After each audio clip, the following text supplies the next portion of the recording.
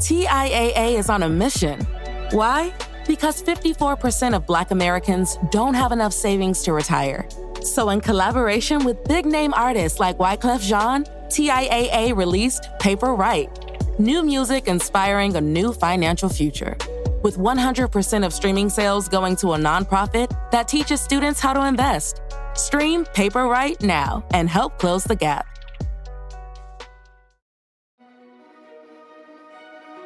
It really is our responsibility as the leaders of today to produce that next generation of leaders. So your legacy as a leader is not only that next generation that you produce, but then that generation that they produce after them.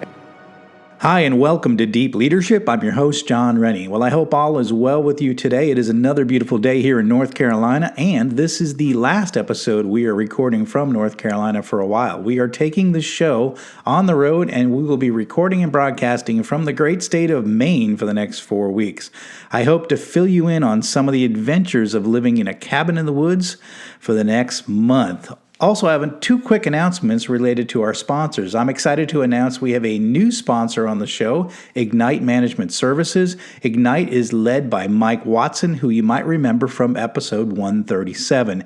Ignite is now offering a resilient leadership assessment tool for all of our listeners, and I'll talk more about it later on the show. Also, my longtime sponsor and strength coach, Jeremy Clevenger, has just launched his new company, Liberty Strength. So stay tuned for more information on his new company as well.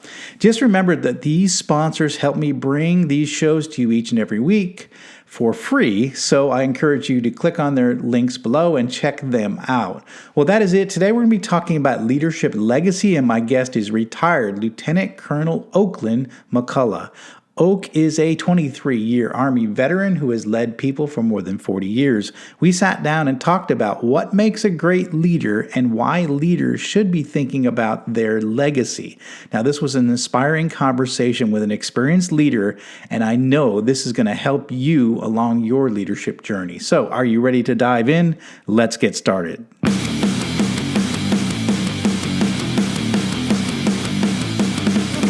Welcome to Deep Leadership. Leadership is a people business. That's the philosophy of your podcast host, John Rennie. As a former Cold War submarine officer who spent 20 plus years leading businesses in corporate America before starting his own manufacturing business, he knows that leadership matters. Are you ready for some real-world actionable advice from John as well as his expert guests? I'm ready. The show starts right now. Welcome to the Deep Leadership Podcast. Today I'm joined by retired Lieutenant Colonel Oakland McCulloch. Oak is an author and nationally recognized keynote speaker. He has more than 40 years of leadership experience, 23 of them as a combat arms officer in the United States Army. He is the author of Your Leadership Legacy, Becoming the Leader You Were Meant to Be. And I'm excited to have him on the show to talk about the idea of leadership legacy. So, Oak, welcome to the show. Yeah, well, thanks for having me, John. I've been looking forward to this. Yeah, I'm looking forward to it as well. You have a lot of years leading people in the service and in the civilian side, and I really want to learn from your experience. And I love this idea of legacy, so I really want to get into that topic as well. But let's get started. Now, you've been a longtime leader. You've worked for a lot of leaders. In your opinion, what makes a good leader? Yeah, I get asked that all the time. And I think that there's a couple things that really determine whether or not you're going to be a good leader. Number one, and I think this is number one and has to be there, is integrity and character. You know, you can't lead other people if you don't have integrity, because in the end, leadership is about people and trust. And people aren't going to trust you if you're not honest, if you're not of good character. So I think you have to have those 2 things. I think you have to set the example. You know, you're going to hold people to a standard. Unless you're meeting that standard, why would they follow? Why would they struggle to meet that standard if you're not even doing it? So I think you got to have integrity, character. You got to set the example. And I think the third thing, which is probably just as important, is you got to take care of the people that you have the privilege to lead. And it is a privilege. And that I think is where a lot of, especially young leaders, fall down on. They think that they got to keep that leader-led relationship, and they think that means they can't get to know the people that they have the privilege to lead. And I tell them that's absolutely not true. You do have to keep that leader-led relationship, but that doesn't mean that you can't get to know the people. You should get to know the people that you're leading. That's how you know whether there's something wrong, or you find out their strengths and you can use their strengths. Instead of giving them something they're not strong at to do, you can give them one of the things that's right in their power swing. So I think that's where a lot of young leaders really fall down, is they don't think they have to get to know the people they're leading. That's interesting you say that, because being, from the military as well, we were kind of taught to keep that separation. It was officer enlisted, keep that separation. You had to have that, that distance when you're commanding people.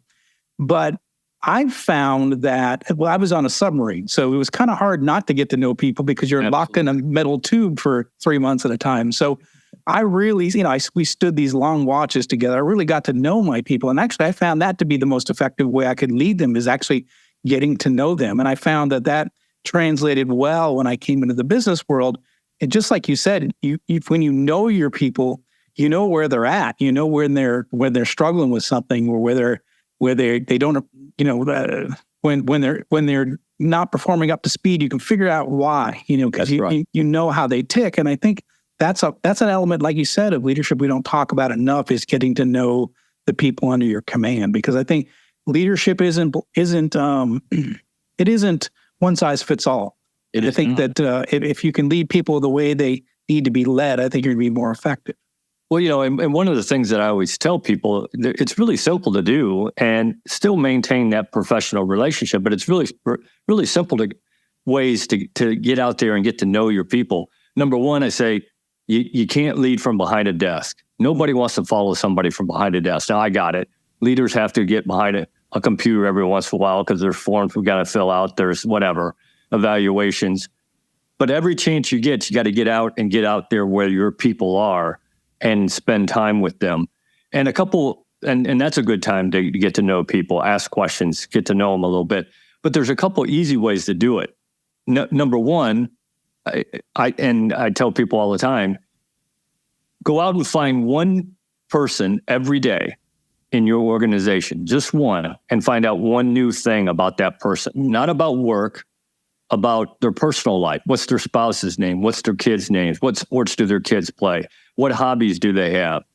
And a good way to do that, I had a mentor, a boss who retired a 3-star general, so obviously way smarter than me.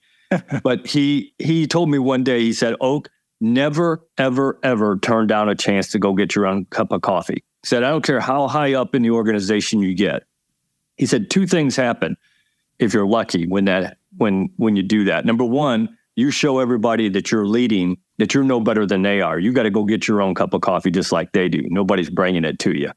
And number 2, if you're lucky, you got 2 or 3 different ways to get to the coffee pot and back to your office. And along the way, you stop and talk to people. I love that. I often say that you're going to learn more in the break room than you will in the boardroom. And I think that's a very similar, sentiment. I love that idea of go a different way every time. Go get a cup of coffee. You're going to run into somebody, you're going to learn something.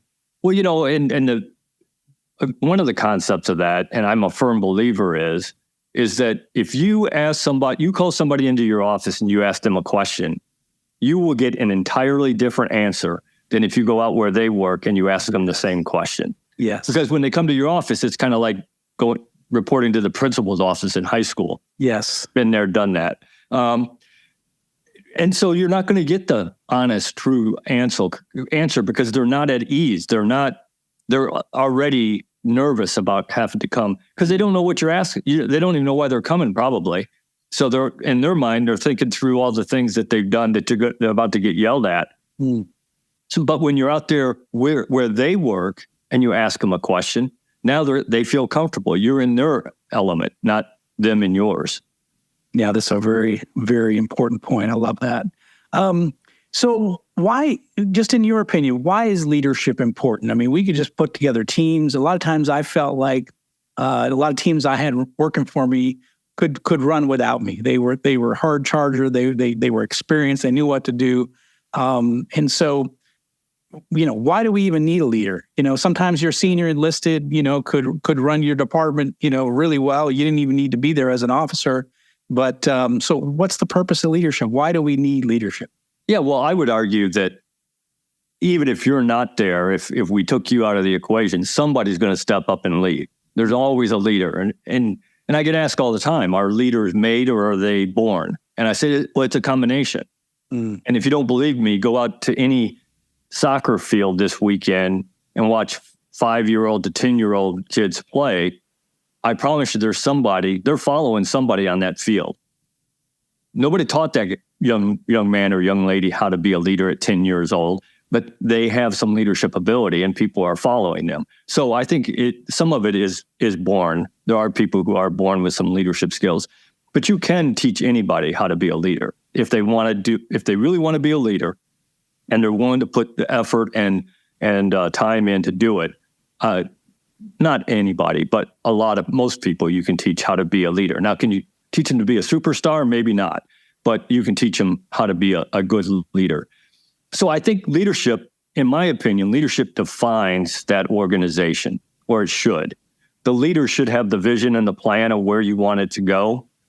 And whether that's 6 months from now, a year from now, 10 years from now, however far out you want to go.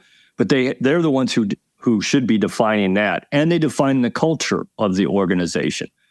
Those two things are huge. The vision and the plan, which is one thing for me, and the culture really do define that organization. And so that's the leader's number one job on the job, besides taking care of their people and being a good leader, is once they're the leader, those are the things that I think leaders need to concentrate on. So I think the leader is, and us in the military, we understand that you got to train other people to step up in your absence, because certainly I'm just like you. I've had NCOs that could lead that organization as well as I could, maybe even better. But there's always got to be somebody in charge. And I ran that into these young lieutenants, that somebody is always in charge. If somebody above you is gone and something needs to be done, step up and be in charge. That's why we're paying you to be the leader. Yeah. I often said, I tell the story of showing up as an ensign in 01 on my first submarine, and just, being around my guys were all more experienced and older than I was. And, but I had a specific role to do. And my role was to look out for those guys and make sure that they were taken care of, that the watch bill was right, that they had their quarters were okay. And so, and that, they were well represented with the engineer of the ship. And so, so we even if you're young and inexperienced, your role, that doesn't mean you don't step into that leadership role. Your job is to do the job that only you can do as the leader. That's right. Well, I'll tell you my first experience in the Army as a brand new second lieutenant. I got picked to be the platoon leader. Three lieutenants showed up in the battalion at the same time. And 2 of them went to staff, and I got lucky. I got a platoon. And my platoon was already out at a range. They were practicing a dismounted live fire exercise that they were going to do that afternoon. And so I show up at lunchtime, and my company commander drops me off, just drives up, kicks me out of the Humvee, and says, "There's your platoon." I remember my platoon sergeant, and I'll never forget him, Sergeant First Class Penson, who eventually retired a master sergeant. But Sergeant First Class Penson, he was about 6'6", about 250-pound country boy from Mississippi. And he walks over and he puts his arm around my shoulder and said, "Come on, sir, let's go have MRE lunch." And we went over, sat down underneath the tree, and we're eating this MRE. And he says to me, and I'm 24 years old, and he says to me, "Sir, you're the leader, you're the boss, you're the lieutenant. We'll do things however you want to do it." He said, "But I've been in the Army 23 years. He'd been in the Army almost as long as I was alive. He said, "I've seen it done every way you can imagine." He said, "If you are going to mess up, I'm going to tell you." if you still want to do it that way, we'll do it that way because this is your platoon. He said, but I'm going to tell you, and there were a couple times when I thought I'd outgrown him, I guess, and I started to make a decision on my own. And I'd walk up to him, I say, hey, Sergeant Pinson, you know what we're going to do? And I'd tell him, and he'd look at me and said, you really want to do it that way, sir? And I thought to myself, well, I thought I did, but maybe not. Yeah. Why would you not listen to people like that? Yeah. But there are leaders out there who think it's a weakness to ask opinions or take suggestions from the people they have the privilege to lead. But if you don't do that, then you're only using your knowledge, your ability, and your skills.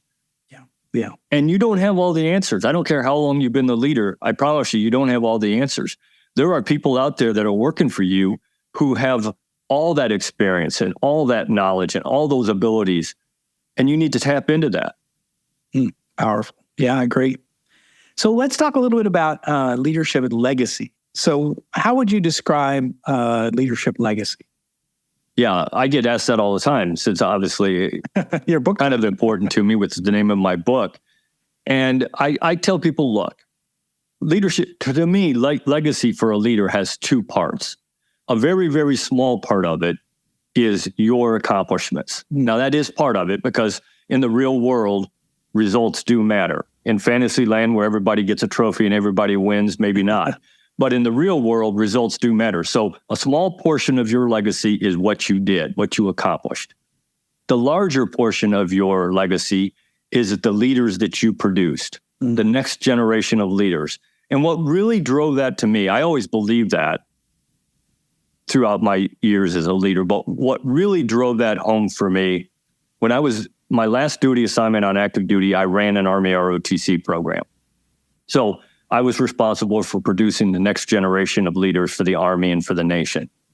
And one day, a guy who worked for me, and I say he worked for me, he was probably a better leader than I was, Master Sergeant David Powell, we're sitting there talking about the importance of what we were doing. And he said to me, he says, sir, great leadership handed down from generation to generation is what develops great nations. And I thought, what a powerful quote. I wish I could take credit for that quote, but I can't. But you know what the most powerful part of that quote is? You can take that word nations and you can substitute anything you want for it. Family, church, company, sports team, hospital, food bank, university, doesn't matter. Because every organization needs good leadership. And it really is our responsibility as the leaders of today to produce that next generation of leaders. So your legacy as a leader is not only that next generation that you produce, but then that generation that they produce after them and then after them, because that is that generation, that leadership handed down from generation to generation. And if we don't do a good job, we are going to we're going to reap what we sowed. I promise you. So if we don't do a good job producing that next generation of leaders, we're in trouble. We'll be right back after a quick word from our sponsors. Leadership skills are like any other skills. You need to practice them to get better at them. Best-selling leadership author John S. Rennie knows this. That's why he's written a new book called You Have the Watch. It's a guided journal for leaders designed to take you through an entire year of leadership training. By the end of the year, you will master 50 of the most important leadership skills. If you want to have a greater impact on the results and people in your organization, go to youhavethewatch.com and pick up your copy today. This episode is brought to you by Ignite Management Services. Ignite is led by Mike Watson, who you might remember from episode 137. Mike and his team believe that everything starts with leadership. Whether it's strategy execution or cultural transformation, it's the role of the leader to create the conditions for their people to succeed. The team at Ignite can help you develop critical habits to enhance your leadership capability and transform your business. Ignite Management is now offering the Resilient Leadership Assessment Tool. This is an online questionnaire designed to assess and guide leadership development, coaching, and team building. It provides leaders an opportunity to gain insights into their leadership strengths and development needs. After taking this assessment, you will receive a custom, detailed report that provides practical and actionable recommendations to enhance your effectiveness. I have taken this assessment myself and found it to be extremely valuable in helping me make changes to my leadership approach. Right now, Ignite is offering 15% off the price of this tool to the Deep Leadership audience. Go to ignitemanagement.ca and enter the code START15 at checkout to get started today. This episode is brought to you by Jeremy Clevenger at Liberty Strength. As a high-performing leader, you know that leadership isn't about telling people what to do, it's about leading by example. And for most people, the one area that they are lacking when it comes to leading by example is their health and fitness. By improving your health and fitness, every other area of your life improves. Your energy skyrockets, your sleep improves, your confidence increases, and more. But how can you get and stay fit as a busy leader? Well, you do what you've always done. You hire the best people for the job. Don't struggle on your own. Put Liberty Strength in your corner. Jeremy and his team will work with you to take your physique, mindset, nutritional habits, and more to the next level with his step-by-step, all-inclusive coaching program. I've worked with Liberty Strength for the past 2 years, and I'm in the best shape of my life, and I'm still hitting strength personal records at 56 years old. If you want to step up your game, reach out to Jeremy at libertystrengthtx.com to find out more and get your initial consultation scheduled with him today. Your book is called Your Leadership Legacy, Becoming the Leader You Were Meant to Be. So tell us a little bit about the inspiration for the book, why you wrote it, and who you wrote it for. Yeah. So I always wanted to write that book. For many, many years, I've wanted to write it. And I retired from the Army in 2009, ran a food bank for a couple years, and now I'm a Department of the Army civilian until 1 October when I retire from this job. Not that I'm counting the days or anything. And I always wanted to write that book. And so February 15th, 2020, my wife and I and her mom and 2 people who live in the condo with us here, we went to a motivational / how to revitalize the Catholic Church seminar, I guess you would call it, at our Catholic church. And it was a 3-hour-long event. And the guy who was the keynote speaker, he didn't speak all 3 hours. He spoke for like 40 minutes. And then we took a 20-minute break, whatever, and did other stuff. And then he'd come back and he'd talk for another 20, 30, 40 minutes. And then he finished it up with his last session. And every time, and he was doing what I wanted to do. He was out speaking to people about leadership and about, being successful. And so every time there was a break, I went up and I talked to him and I picked his brain and he gave me some great advice and some great information.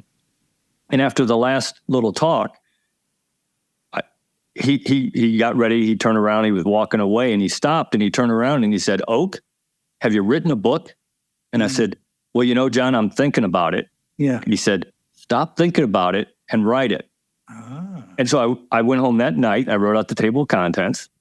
The next day, I started writing it on the 16th of February, 2020, and I published it on the 12th of February, 2021. Right. So I guess I just needed permission to do it, I guess. But then the second part of the question, who did I write it for? And I always thought I was writing it for young, aspiring leaders, people who were wanting to be a leader or brand new leaders like the lieutenants and ensigns in the Army and the Navy and brand new people taking over in a corporation at the very junior level. And I think I did that. And a lot of the feedback I get tells me that I did a good job with that. But I've also had a lot of seasoned leaders. I had a 2-star Marine Corps general who read my book. Never met him before.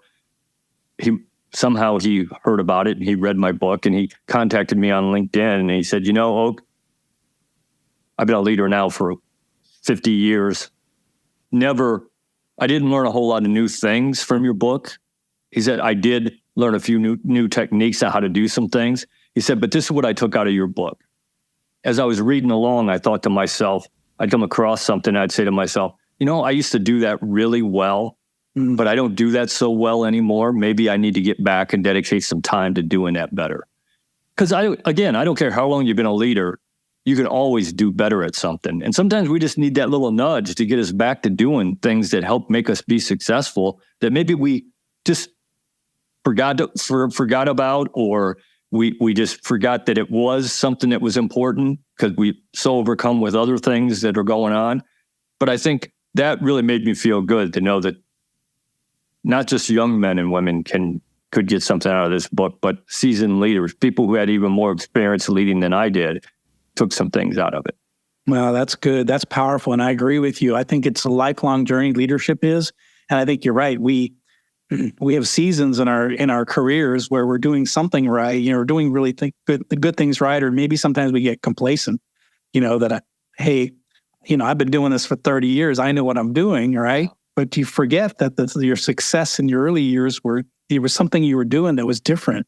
And I think you're right. That's why I think that leaders should be continuously learning, continuously reading, continuously being exposed to podcasts like this, so that they can be reminded of things that maybe that they've left out of their current leadership role, their current leadership, where they're at in their journey. So absolutely, that's very powerful for sure. Yeah, and I think lots of times it's just simple things. I mean, really simple, because that's what makes you successful, are the simple things. Look, I tell people the things that it takes to be a good leader are not hard. Mm-hmm. Doing them is hard. Yeah. Day in, day out, doing the thing that you need to do, that's the hard part. But knowing what to do is not that hard. I mean, there's leadership hasn't changed in 2,000 years, and it's not going to change. People come up with new buzzwords all the time. I'm sorry. The principles of leadership are the same, and they're not going to change. So I think that's the piece that we got to remember, is it's usually the little things that we did that made us successful, and we got to remember to keep doing those little things. So you say most of your life you've been a servant leader. So I was going to give you a chance to say, tell us a little bit about what is servant leadership and how does that style of leadership impact followers? Yeah, so I think to me, it's all about taking care of the people that you have the privilege to lead. And again, as we commission all these lieutenants out of our program, I go to every one of them the day they get commissioned at their ceremony. And I say, look, celebrate today. Today is all about you, and it's a great day. You get to do something that very few people in America get to do. You get to become an officer in the United States Army or the Navy or the Air Force, the Marines, whatever branch you want to pick. And I say, so celebrate today, but just remember this. Now that we've pinned those bars on your shoulder, after today, when you wake up, it will never be about you ever again. Mm-hmm. It's about the people you serve, you're leading. It's about the mission. It's about the organization you serve for. It's about the Army. It's about the nation. And then if we have time, we might talk about you, maybe. Because it's not about you ever again as a leader, or at least it shouldn't be. And one of the things that I talk about in the book, and I talk about in my presentation, and I talk about any time that somebody wants to talk to me about leadership, I always say, look, it's not about you, and it's all about you. It's not about the privileges you get or the title you get or that you get more pay, you get to live in a nicer house and drive a nicer car. Now, let's face it, leaders generally get those things, and that's okay as long as that's not the only reason you wanted to be the leader. If that's the only reason you want to be the leader for any of those things, go do something else, please. It's all about you and how you treat your organization and the people in your organization. And so to me, it's all about servant leadership is all about taking care of the people and the organization that you have a privilege to lead. So it's kind of interesting because, I think that I've mostly been a servant leader most of my career, but I've been thinking about this a lot lately. And one of the things I was going to ask you about is how leaders get things done. So there's two elements. It's the people and the mission. And I think that, I'll open that question out to you. So as a servant leader, how are you getting the mission done? Yeah, so a lot of people think when I say servant leader that means you let people do whatever they want, and that's far from true. As a servant leader, you're still going to have to make people do things they don't want to do. And lots of times when you're doing it, and you're really taking care of them, they just don't know it at that point. And I'll give you an example. When I was a lieutenant or captain or major or whatever, if we were out training, I'd say, okay, here's the standard. And we're going to meet this standard today. If we meet it at 3:00, we're going home at 3:00. If we don't meet it till 10:00 tonight, we're here till 10:00 tonight, but we're meeting the standard. And a couple of times when I kept people late, they kind of griped and complained. But I guarantee you, during the first Gulf War or during our deployments to Bosnia or Kosovo, when they had to meet that standard, they were happy that I had made them meet that standard. So that doesn't mean being a servant leader doesn't mean you let people do whatever they want. But I think the way you get things done as a leader, number one, is you develop that relationship with the people that trust. Because again, it all comes down to trust. Nobody's going to follow you willingly if they don't trust you. They may do what you tell them to do because they have to in some situations. But even then, they're not going to give you 100% probably. Whereas if they trust you, they're going to give you everything they got.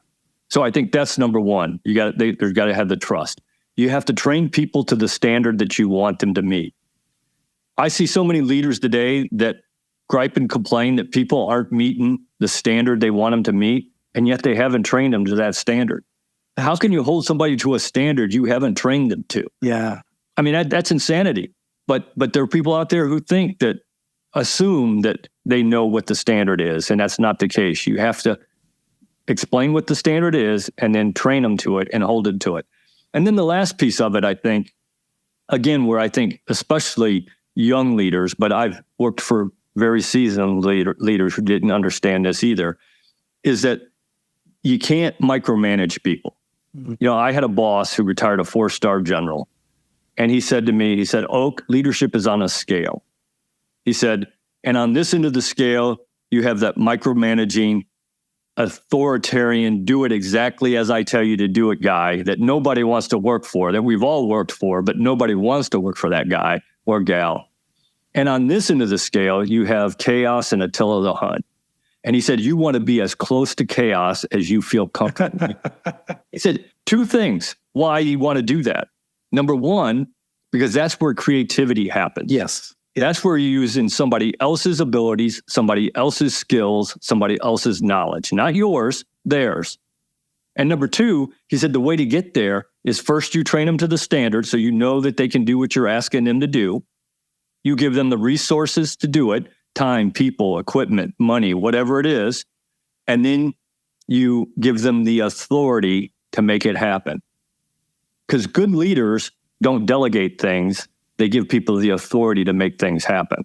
Mm. So you give them that authority to make that happen, and then you get out of their way and let them do it.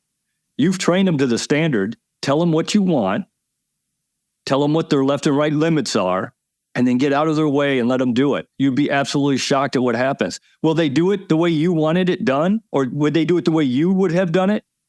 Probably not. But who cares? As long as they gave you what you wanted and they stayed within the left and right limits, who cares how they did it?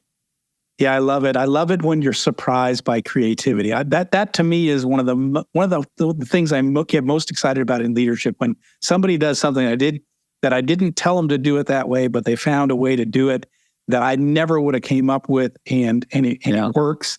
And I get so excited when that happens because you, like you said, you've given them the authority. You've given them, so you give them the guardrails, right? You give them the goal, you give them the guardrails, and then you sort of get out of the way and let them bring their experience, their knowledge, their creativity, to the table. And you'll often be, pleasantly surprised with the creativity. When you said creativity, I lit up because I'm like, that's exactly what you get out of it, is you get creativity. Now, that doesn't mean you wash your hands of it. Mm-hmm. If you're still there and you check up every once in a while, make sure they're on track and they're doing the things that, kind of get on the right path to get where you want it to be. And you're there to answer questions because they may have questions. Right. And they may run into problems that they can't solve, even with the authority you gave them. Maybe it's not something that's above their pay grade or whatever, and you need to get involved because in the end, you're still the leader. You can give away all the authority you want. You delegate all the authority you want. You cannot ever delegate the responsibility. That is yours, period. Your name is the one that's on the bottom line there, the blame line. So you got to still maintain responsibility for it, but you can give them the ability to do it on their own. And here's the problem if you don't do that. If you become that micromanager, and here's the evil of micromanaging, and we've all been micromanaged, and it's absolutely horrible to be micromanaged. But here's the evil. When you micromanage somebody, you cheat them out of that experience. The evil part of it is not only do you cheat them out of that experience, but now you cheat anybody who ever works for them out of that experience because they don't have that experience to pass on to the next generation. So you may be affecting your organization for the next 10, 15, 20 years when you micromanage people. Absolutely. And it's not a good feeling when you're micromanaged. When you're micromanaged, you feel like your boss doesn't trust you. That's right. They've got to look that they're constantly. I had a boss, I nicknamed him TQ. That's what his nickname was, TQ, which was 20 questions. Because every time he showed up, it was 20 questions about everything about we were doing. And the feeling you get when you're micromanaged is that boss doesn't trust me. That's right. And that's not a good feeling. It isn't. And again, it all comes down to trust. Leadership comes down to trust. And the people that you have the privilege to lead have to know that you trust them. Because trust is a 360-degree thing. It's not just you trusting the people that you're leading and the people you're leading trusting you. It's also them trusting each other. So, Vince Lombardi had the perfect quote. He said, a team is not a group of people who play together. A team is a group of people who trust each other. Mm-hmm. And that is absolutely true. And I don't care what profession you want to talk about. It's still the truth. So I think trust, you got to work at that trust because once the trust is gone, it's hard to get back. Absolutely. Well, this has been fantastic, Oak. I really appreciate all this insight. What final message would you like to leave with our audience today? Yeah, and I think it's one of the things we talked about a little bit before we got on the air. For me, one of the things that I try to instill in every leader I talk to is the responsibility to do something positive. Because as a leader, you are going to make a difference in people's lives every day, period. It's going to happen. So why not make a conscious decision to make a positive impact on somebody's life? Just one person every day. In the Catholic Church, we call this thing, we talk about the holy moment. Go out every day and find one person and make a positive impact. I love that. Imagine how much better our communities and our nation would be if everybody in this nation would go find one person every day and do something positive for them. Yeah, absolutely. That's something that we can do and you can do as a leader. And I think we talked about part of your legacy is, are you leaving a positive legacy with your team and the teams that follow, or are you leaving problems in your wake? Yeah, unfortunately, a lot of bosses leave a lot of problems in their wake, and it I agree. Leaders to fix those problems once they leave. Yeah, I absolutely agree. And here's a good indicator on whether or not you're doing a good job is, first of all, you got to be a mentor to people.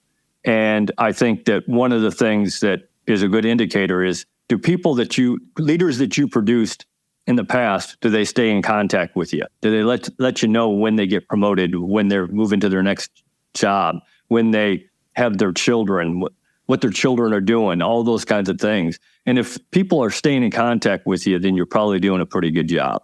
If you don't hear from anybody ever, you probably need to look at what you're doing. Yes, absolutely. Absolutely. Well, this has been great. The book is called Your Leadership Legacy, Becoming the Leader You Were Meant to Be. Fantastic book, really important concept, and I'm glad we were able to talk about it. Oak, how can people find out more about you and this book? So you can go to my website, and on my website, it has a link to the book, which is on Amazon. And it also has my cell phone number, my email address, if you want to get in contact with me, just to ask questions or get to know each other a little bit better. I try never to turn down a chance to network with somebody new because I can always learn from anybody. And maybe I can teach somebody something as well. And if you want to have me come speak at your organization, a conference or your company, I'm happy to do that as well. I'm also on all the social media, and there's buttons there that you can link up with me on all the social media. And the one I really use and the one we connected with on was LinkedIn. That's the main social media that I use. Fantastic. We'll go ahead and put links in the show notes for for Oak's resources, his website, and how you can get the book. Again, I think this is a really important book. And I think what you said, Oak, which is really important, this is a book that can help new leaders, but also it can be helpful for, if you've been in the game a long time, it's going to help remind you of those things that you need to be doing on a daily basis if you want to be a positive leader, leaving a positive legacy. So, Oak, I really appreciate you coming on the show and sharing this book and your experiences over the years. Yeah, well, I appreciate you having me on the show, John. I love coming on shows like this where it's just conversational. Yeah, absolutely. This was great. And again, it's a topic we haven't covered. And leaders, are you thinking about legacy? And even if you don't read the book, and I encourage you to do read the book, but take away from this episode, what are you doing to leave a positive legacy with your team, with your organization? What are you doing today to do that? Oak, I appreciate you coming on the show. Thanks, John. Thank you. Well, that's it for today. Thank you for listening to Deep Leadership. If you like this podcast, please subscribe and share so we can continue to build a world with better bosses. Until next time, this is John Rennie saying take care and lead well.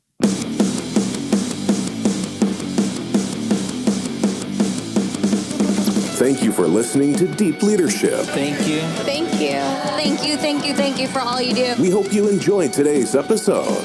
For more information and updates, please visit our website at www.deepleadershippodcast.com or johnsrennie.com. Until next time, take care.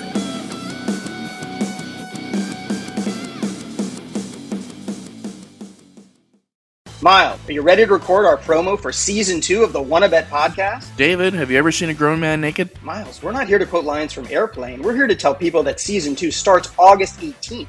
But I like Airplane. I know you do, but Wanna Bet is a sports betting podcast. Each week we bet $1,000 on the NFL teams and games that we love. Well, that sounds like fun. It is fun. And last year you picked over 60% of your games correctly. How'd you do? We're not talking about that. We are telling people that they can find us every Friday. So no more movie quotes. Roger. Electricast.